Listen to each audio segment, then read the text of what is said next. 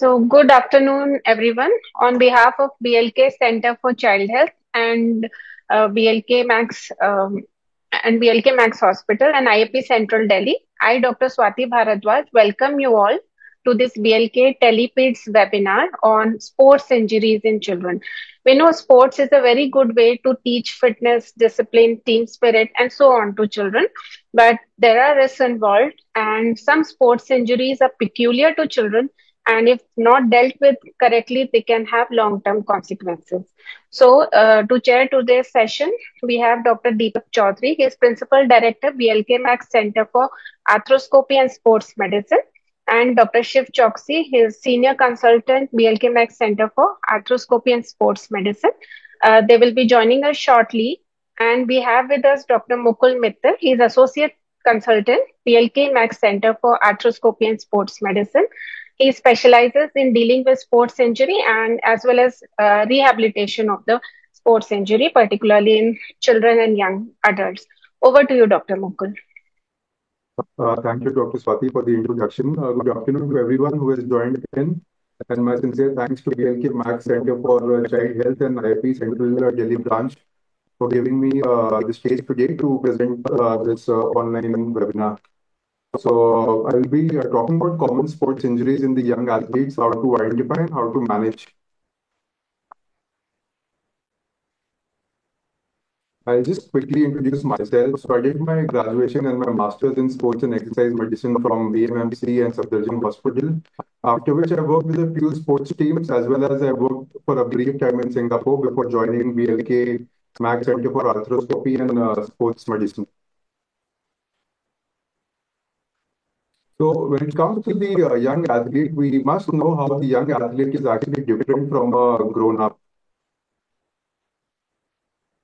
So differences in the structure of bone is what causes the differences in the injury characteristics. So there are three main areas I would want to focus on during this presentation. Number one being the epiphyses. Epiphyses are the proximal and the distal ends of long bone which articulate together to form a joint. The second is the growth plate. So growth plate are cartilaginous structures where the longitudinal growth of a bone happens. Three main areas I'll be focusing on during this presentation are the epiphyses, the growth plate, and the apophyses. So epiphyses are the proximal and distal ends of a bone that articulate together to form a joint. Growth plate are the cartilaginous structures where the longitudinal growth of the bone happens. And apophyses are the attachment of the muscle to the bone. So these three areas are peculiar to the young athlete, and this is where most of the injuries happen.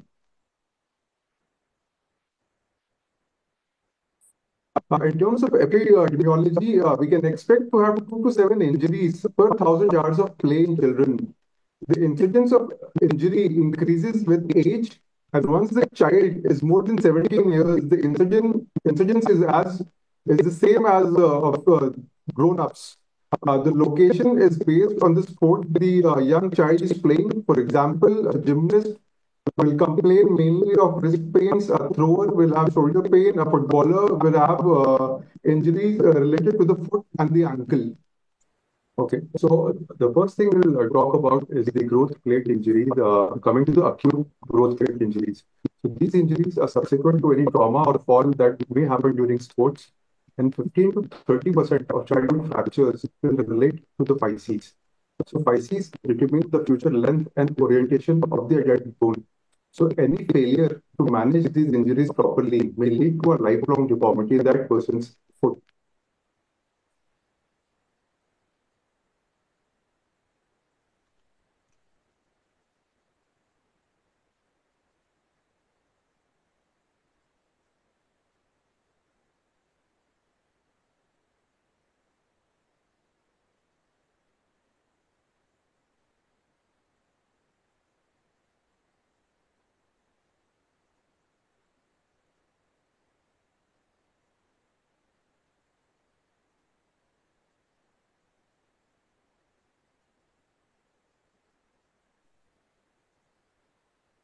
Coming to the Salter Harris classification for these growth plate injuries can be classified from 1 until 5.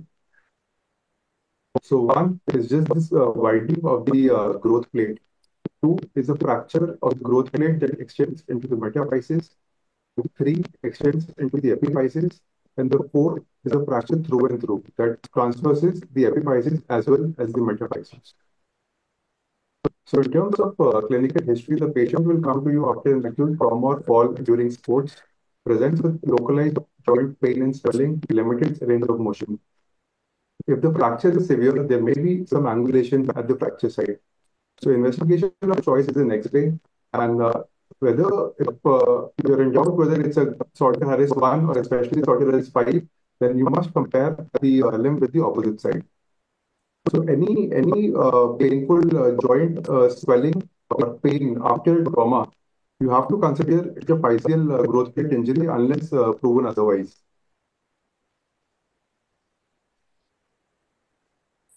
So I just want to show you this couple of these X-rays. So what you see here is actually a normal growth plate in the distal tibia as well as the proximal humerus. So because the growth plate is oriented obliquely from anterior to posterior, so what you see is the shadow of the growth plate. So do not confuse these growth plate lines to an acute fracture.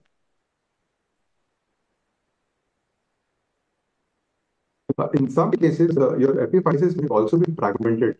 So this fragmentation of the epiphysis again is not a fracture. So this is just a normal epiphysis that has been fragmented prior to the surgery. I mean, this is how the epiphysis was to begin with. In terms of management, the primary management is to reduce and immobilize the fracture. You send the patient to an orthopedic surgeon who will do serial X-rays every 1 to 2 weeks and counsel the patients about possible future deformity because the growth plate is involved.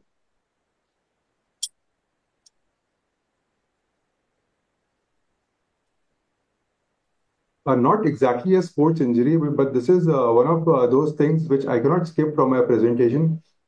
Is the slipped capital femoral epiphysis. So as the name suggests, the epiphysis of the femoral head, it displaces or slips out of alignment with the rest of the femur. The etiology is unknown, but the postulated mechanism is decreased mechanical resistance of the growth plate on top of repetitive loading that may be seen in sports. Etiology is usually seen in slightly older children, 12 to 15 years of age. These are either overweight boys or tall and thin boys. The classical presentation, despite being a hip pathology, is a knee pain and a limp. So any child who comes to you with knee pain, the first thing you have to rule out is the hip. So always examine the hip when the child complains of knee pain. So slipped capital femoral epiphysis can present both acutely or insidiously. If the patient is presenting with inability to bear weight, so that is an important prognostic sign and may suggest that this is a surgical emergency. In terms of clinical examination, there has to be a high index of suspicion because there is a possibility that there might not be any positive findings. The slipped capital femoral epiphysis may be very subtle and there may not be any clinical findings on examination. When there are findings, there will be shortening and external rotation of the involved hip, and the Dreaman signs is almost pathognomic. So Dreaman signs, when you take the person's hip and passively take into flexion, the hip automatically will go into external rotation. So you're taking the hip into flexion, it goes into external rotation. So that is almost pathognomic that the person has a slipped capital femoral epiphysis. In terms of X-ray, get a pelvis with both hip AP view X-rays. Here you can see clearly the slipped capital femoral epiphysis. So actually the name is a misnomer because the epiphysis is actually well within the acetabulum. What moves away is the femoral shaft. So when we draw a line along the femoral neck, the line should actually touch the femoral epiphysis. The loss of contact between the line and the femoral epiphysis is known as the Trethoven sign, which is also a sign for slipped capital femoral epiphysis. On frog leg X-rays, if you see, if you draw a line from the femoral shaft and the epiphysis, you measure the angle. So the angle will be increased in case of a slipped capital femoral head. In terms of management, this requires urgent orthopedic referral because there is a high risk of avascular necrosis of the femoral head. If the slip is pretty mild, so fixation in situ using cancellous screws can be done. However, if the slip is moderate to severe, you need to realign the epiphysis with the metaphysis using osteotomies around the femoral neck. So this was about the growth plate injuries. So the second particular thing I want to talk about is the epiphyseal injury. So epiphyses, like I said, are the proximal and distal ends of the long bone which articulate to form the joint.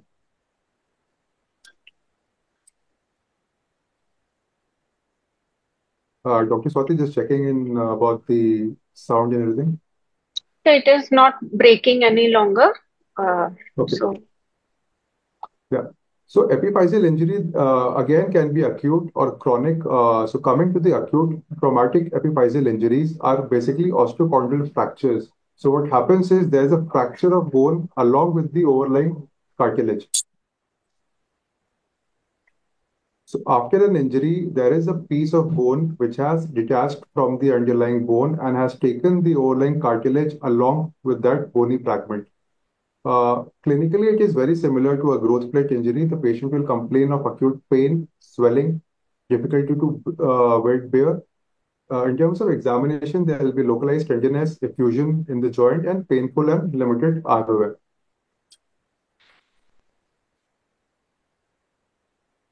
In terms of management, you have to manage the pain, properly immobilize the joint, and send the person to an arthroscopy and sports medicine specialist because these are joint-related injuries. Many of them can be dealt with arthroscopic techniques.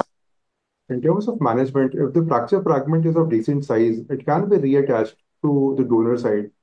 If the fracture fragment is very small, or if there has been some time elapsed between the injury and the presentation, then we can just simply remove the small bony fragment.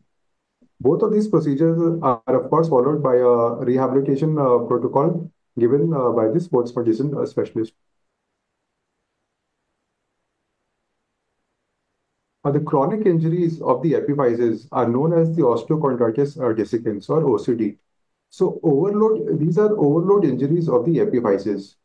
They occur when a segment of bone close to the cartilage becomes avascular and ultimately separates from the underlying bone.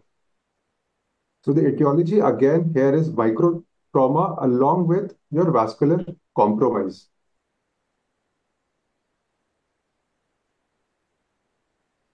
So since these are chronic injuries, an OCT, for example, of the knee will present as vague knee pain, recurrent knee swellings. And if you compare the size of the quadriceps or the thigh muscles on both the sides, you will see one leg is thinner than the other leg.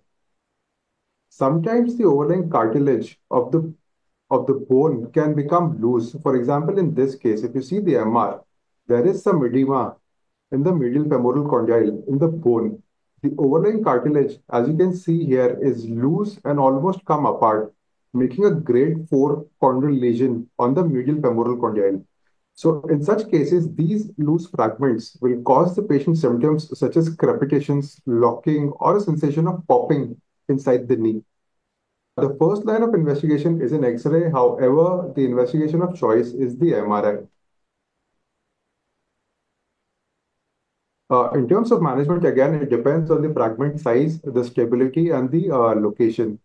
If the fragment is small and stable, we can put the patient through conservative management where the patient doesn't weight bear for at least 6 to 8 weeks to allow the fragment to heal back to the original bone. In terms of surgical fixation, if the fragment is undisplaced and stable, it can be fixed in situ using some bioscrews. So you just put the fragment back and hold it in its place using a bioscrew. In case the bony fragment is not salvageable, we'll have to undergo procedures such as the OATS or the ACI. I'll just try to explain in brief what an OATS is. So OATS is an osteochondral autologous transfer system. Supposedly, my osteochondral lesion was here. So my cartilage in this area, along with the underlying bone, is completely gone. So what we do is we take a piece of bone from the non-weight bearing area of the knee. We take certain bone plugs and fill in the gap with these bone plugs. The whole entire process can be done arthroscopically and has shown to have good to excellent results. However, the limitation of this procedure is that it only can cover defects up to 2 centimeters square. So if my defect is now slightly bigger, I do not have enough donor tissue to transfer it from the patient's knee. In that case, the surgical procedure that we do is an autologous chondrocyte implantation. So in this surgical procedure, if you can make out, there is an osteochondral lesion almost 2 centimeter by 1 centimeter in this patient's knee. So here we have the patient's own chondrocytes which have been harvested in a lab. We cut open the patient's knee and we put these chondrocytes inside this defect. Over a period of 6 to 9 months, these chondrocyte cells will transform them into a new mature cartilage. So these are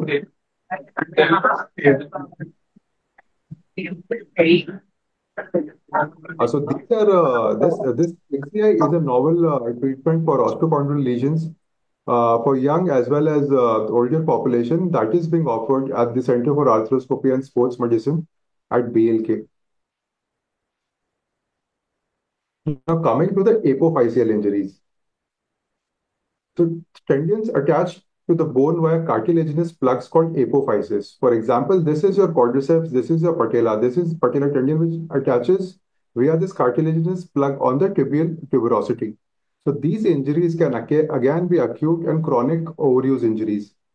The acute injuries are seen more commonly proximally in the hip and pelvis, whereas the chronic injuries are seen more commonly around the knee and the foot. So acute apophyseal injuries are avulsion of muscles along with the apophyses from the bone. They happen usually around the neck, around the hip during sprinting, kicking, and sharp turns. Sudden sharp pain localized to the area of injury. So, for example, if a footballer comes to you with acute hip pain, which he developed after kicking a football, most likely that person has an acute apophyseal injury of one of the muscles around the hip. Clinically, there will be localized tenderness from wherever that avulsion has taken place. There will be bruising around that area. And if you manually muscle test that particular muscle group, it will be painful. This example here is an avulsion injury of your hamstring muscle along with the ischial tuberosity. Similar can happen with rectus femoris avulsion at the anterior inferior iliac spine. Can happen to sartorius at the anterior superior iliac spine. And can also happen to the iliopsoas at the lesser trochanter. So you see all these avulsion injuries are commonly seen around the hip and the pelvis. In terms of management, these injuries are equivalent to the muscle strain in adults. So very similar management to a muscle strain. The first line is RICE, which is rest, ice, compression, and elevation. If you have the facility, you refer them to a sports medicine specialist. In terms of rehab, we start with the protected weight bearing using a couple of crutches, then we can move on to single crutch. You restore the range of motion of that particular joint, and then eventually you restore the strength. The rehabilitation will usually take 6 to 8 weeks. In some cases, surgery will be required, especially when there is a displacement of more than 2 centimeters between the avulsed fragment and the bone. Especially in cases of ischial tuberosity, if the avulsion is more than 2 centimeters, the ideal management is surgical fixation of the tendon to the ischial tuberosity, either using metallic screws or soft tissue anchors. So these are the most common injuries that we see in our sports medicine practice. These are chronic apophyseal injuries. So also known as traction apophysitis. So the mechanism is relatively simple. What happens during a growth spurt is that there is a fast and linear growth of the bones. So the bone is growing at a very fast speed. At the same time, the muscle is increasing in strength while losing its flexibility. So the bone is becoming longer and the muscle is becoming stiffer. So what happens is there is traction at the insertion site of that particular muscle group. Uh, Historically, it's been seen to happen more in boys as compared to the girls, and it's seen more in running and jumping sports. Clinically, there will be gradual onset of pain, which is localized to the apophysis and worsens with activity. Please bear in mind that there should be no significant rest or night pain. If there is rest pain or night pain, we're thinking about some other spurious tumor or tumor-like conditions. In terms of examination, there will be tenderness to palpation on the at the apophysis, plus with or without any palpable swelling. Painful resisted movement of the attaching muscle will definitely be painful. So in case of this Osgood splatter, if you ask the patient to resist to move his quadriceps against your hand, the patient may feel some degree of discomfort. The same traction apophysitis can happen in the heel at the insertion of the tendo Achilles on the calcaneum. So this is Osgood Schlatter traction apophysitis of the quadriceps on your tibial tuberosity. The same can also happen in the inferior pole of patella, which we call Sinding-Larsen Johansson's disease. The same can also happen at the base of the fifth metatarsal at the attachment site of the peroneum, which we call your Esellen's disease. In terms of management, it is important to educate the player and their family. And usually, reduction in training load is the only thing that is required. Complete rest is generally not required. You give them stretching of that involved muscle. You give them some strength exercises. And if they are a runner or a jumper, you can switch them to swimming till the pain goes away. Gradually, you reintroduce some form of load, and usually these problems have good and favorable prognosis. Uh, More often than not, there is spontaneous resolution after closure of the growth zone. Once the apophysis closes with the bone, the pain usually will go away. This is just a sample rehab program how we manage Osgood status at our place. So phase one, we are just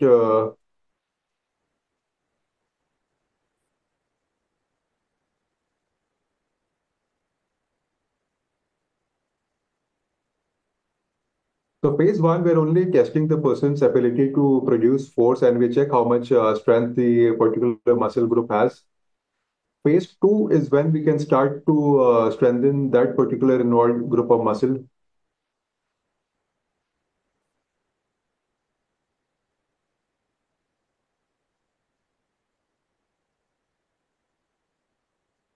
And phase three is where we give them loads which are similar to their sports. For example, this footballer, we're making him run in the anti-gravity treadmill. So gradually the body learns to get used to the load.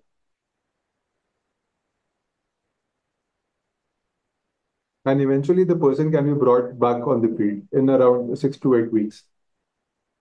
Some adjuncts can be used while managing these injuries. For example, in Osgood Schlatter, you can offload the pressure by using a patellar tendon strap, or a calcaneal Sevier's disease, you can offload the calcaneum by using a heel raise. So this is one of those rare patients who came to us. He had an Osgood Schlatters at the age of 21. So 21, the apophysis has fused with the tibial tuberosity, but there is fragmentation inside the tibial tuberosity, which is now impinging on the tendon. So we had to take this person up for surgery and clear off all the sharp, spurious edges of the bone. So very rare, but Osgood splatter can extend into adulthood in some cases. Now, coming to the injuries that are common to both the young and the grown-ups. The first injury and the most common injury that we see in terms of ligament injuries is the ACL injury. So ACL is the anterior cruciate ligament which stabilizes the knee. It also protects the meniscus and the cartilage from injury. So if you tear your ACL, you put your meniscus and your cartilage at the risk of secondary injuries. ACL is the most common ligament injury of the knee, and mechanism is usually a twisting movement while the patient is trying to change direction while running or twisting while landing from a jump. So the patient will give you history of a trauma or twisting injury, comes with pain and swelling. The main complaint here is instability. So the patient loses their instability, especially during explosive movements. So clinically, you can do a Latchman's test. You stabilize the patient's femur and give an anteriorly directed force on the tibia. Excessive anterior translation means the patient might have an ACL ligament injury. Investigation of choice is an MRI. So this is a FATSAT image of the sagittal section of the knee. So this clear band is your normal intact ACL. So when we compare it to a torn ACL, this straight line is replaced by a few wavy fibers, suggesting a complete grade 3 ACL tear.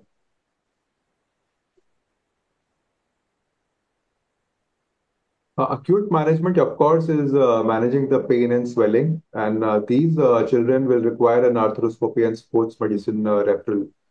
Because as per the latest International Olympic Committee consensus statement, uh, young children are better off with a reconstruction than without. The challenging part of doing an ACL reconstruction in young kids is to avoid any injury to your growth plate. So to reconstruct an ACL, we take hamstring tendon grafts. Now these grafts need to be placed inside of the knee using bone tunnels in the tibia and the femur. Normally, in grown-ups, our tunnels would probably look something like this, which are more horizontal. But if we do the same thing, we're going to breach the growth plate of the growing child. So technically challenging, but we need to make horizontal tunnels in the femur and smaller anterior tunnels in the tibia. So ACL reconstruction in kids is challenging, but is the management of choice in terms of an ACL injury. Coming to the meniscus, so menisci are two cartilaginous crescent-shaped structures that act like a cushion. So my femur is a round structure, my tibia is a flat structure. So if a round structure sits on a flat structure, there will be tremendous forces going through the contact point. To redistribute all that forces, there are these structures known as the menisci.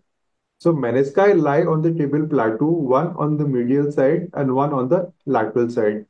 So they can also be injured during a twisting injury, and usually they are associated with other ligament injuries, such as the ACL injury.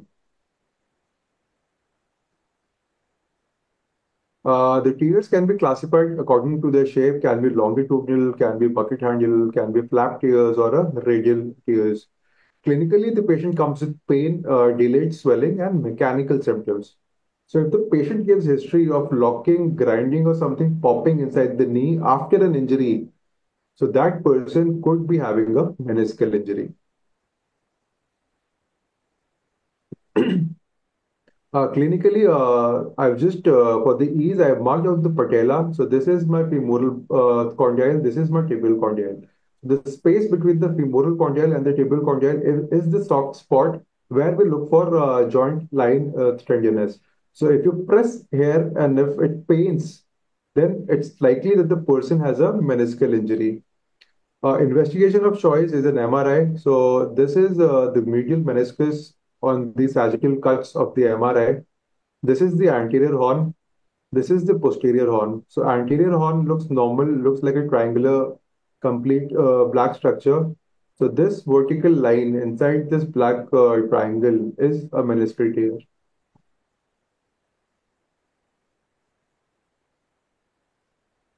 In terms of management, acute stage, you have to manage the pain with the RICE protocol, give them analgesia, give them physical therapy to regain their range and strength. If the patient is symptomatic, they will require an arthroscopy and sports medicine referral. And in some cases, the patient will require surgical management, especially if there are mechanical symptoms such as locking. Locking is if the knee is locked in a particular position and the person is not able to flex or extend the knee. If the pain is not improving after conservative management, if it's a big bucket handle or a flap tear, or if the meniscal injury comes with an ACL injury, then you'll have to manage both at the same time. So this is a arthroscopic picture of the meniscus repair where the torn area of the meniscus has been sewed back using three suture anchors. So this is just a pictorial representation. This is the meniscal tear. So we use suture anchors to approximate the torn edges. So we've done three suture anchors here, which you can see arthroscopically looks something like this.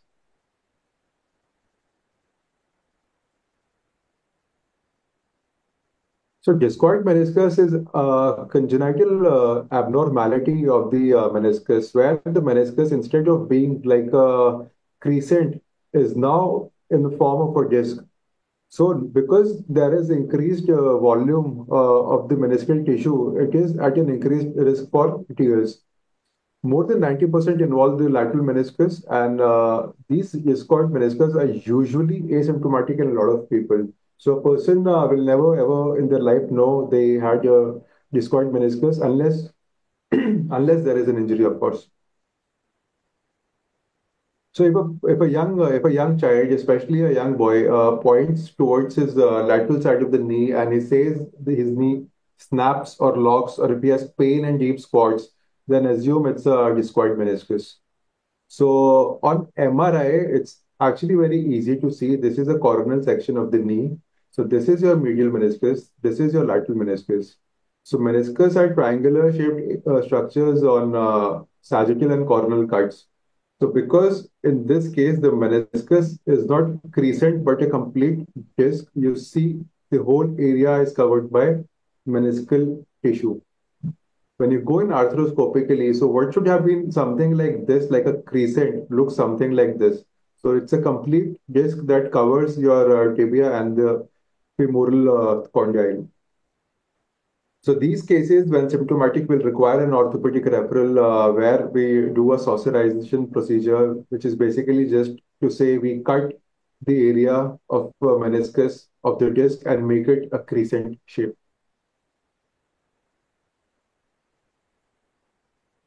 The most common sports injury all over the world is an inversion ankle sprain. So when an inversion ankle sprain happens, the first ligament that usually people tear is the ATFL or the anterior calofibular ligament. So it is a twisting injury. The patient will complain with pain and swelling. There might be ecchymosis and difficulty in weight bearing. In chronic cases, the person may also complain of instability in their ankle. Management wise, you get an X-ray series, AP lateral Mortis. If it's a chronic case, you can get an MRI just to see if there's any chronic or recurrent instability. Management wise, acute management again is RICE. You rest them, ice them, compress, and elevate. You can give them an air boot or you can give them a cast. You discontinue when there is minimal pain and swelling. Weight bearing usually as tolerated. You can give them two crutches to begin with, and over a period of couple of weeks, can move on to one crutch in opposite hand. If the pain persists for more than 3 weeks, can consider a referral to the sports medicine clinic. Important things not to miss. Other more significant causes of pain in young athletes can be osteosarcoma, can be a juvenile idiopathic RA, or can be rheumatic fever. So always ask for red flag symptoms such as rest pain, night pain, fever, and morning stiffness. Keep a low threshold for imaging if there are any red flag symptoms, and whenever in doubt, you consider an orthopedic review.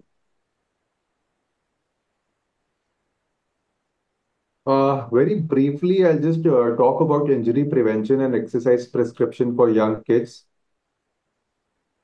So, injury prevention as a sports medicine physician is part of our job where we educate coaches and parents about load management, about growth spurt, and about early recognition of symptoms.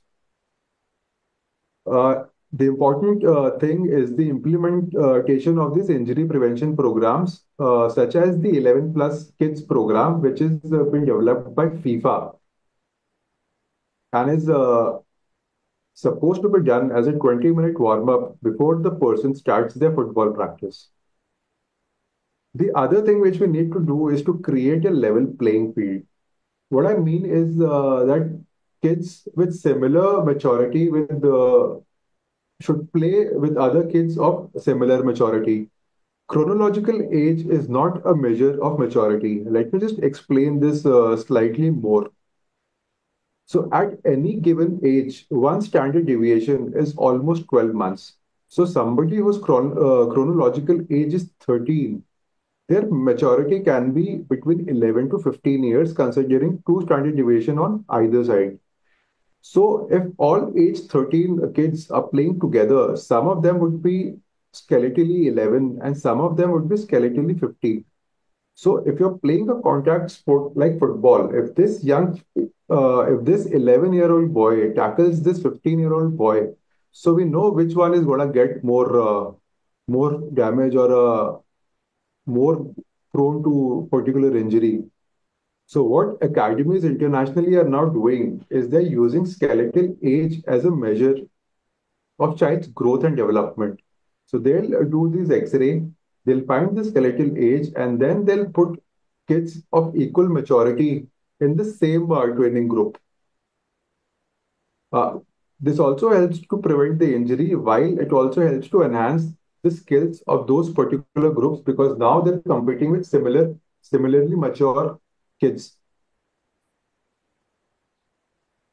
The skeletal age determination can be easily done either using the TW3 method or the Grulich-Pyle method. In our clinic, we do both the manual TW3 analysis as well as the digital analysis using the Bone Expert software. The easier analysis to do is the Grulich-Pyle method, where you just compare the child's X-ray with the atlas of X-rays, and the closest match is that particular child's skeletal age. Despite the kids being involved in a lot of sports and getting injured, the other side of the spectrum is the inactivity epidemic, where some kids may be traveling to the school by the car or the buses. They're sitting most of the time in school, they're watching TV at home, they're playing games, or they are doing a lot of social media. So, as a medical practitioner, any encounter of a child or a parent with a clinician should be used as a tool for exercise promotion. Exercise promotion in young population is essential because it helps them to achieve a peak higher BMD, reduced BMI, it increases their cardiovascular fitness, it improves the measures of well-being, and it of course makes them better individuals. The American College of Sports Medicine has recommendations of exercises for kids as less than 2 years to 2 to 5 years, for 6 to 12 years, and for your teenagers. So these are freely available resources, and I'll be happy to share them with anybody who's in need of these. Just to summarize, the injury pattern in young athletes will differ from the adults. The growth plates and the apophyses are areas of susceptibility. Not to miss the less common but possible tumor or tumor-like lesions. Children with similar growth should train and play together. Despite the increasing burden of injuries in the young, activity promotion in young kids is paramount.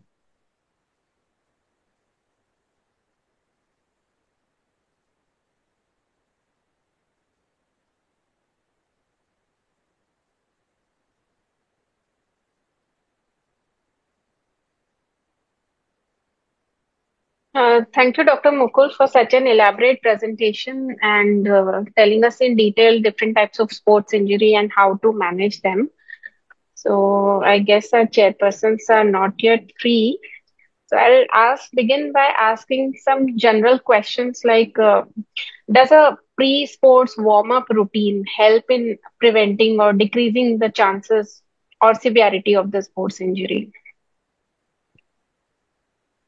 No, that of course it helps in decreasing the chances of sports injuries. Like I mentioned, there's a program which is made by the FIFA International known as the 11 plus kids. So it has been shown that academies where they implemented this warm-up program of 20 minutes before the child starts to play, the injury risk was reduced to as high as 50%. So these programs definitely help, and I think there should be more education amongst the coaches and the parents to do these proper warm-up and cool-down routines.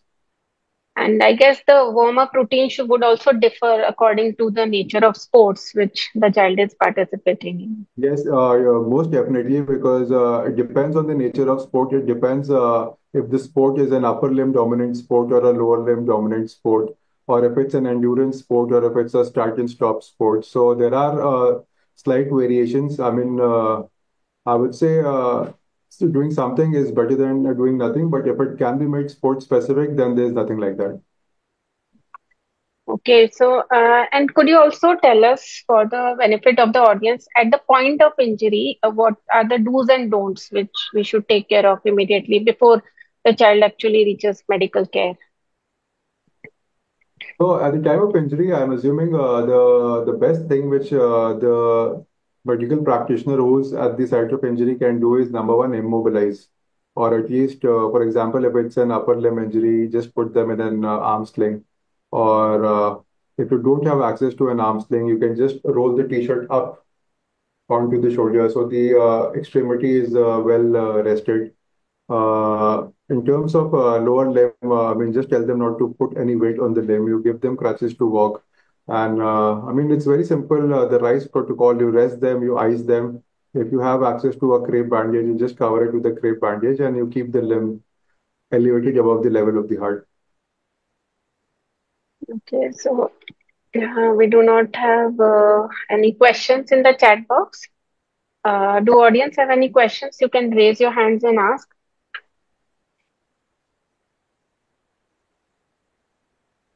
So, Dr. Mukul, would you like to add anything to conclude?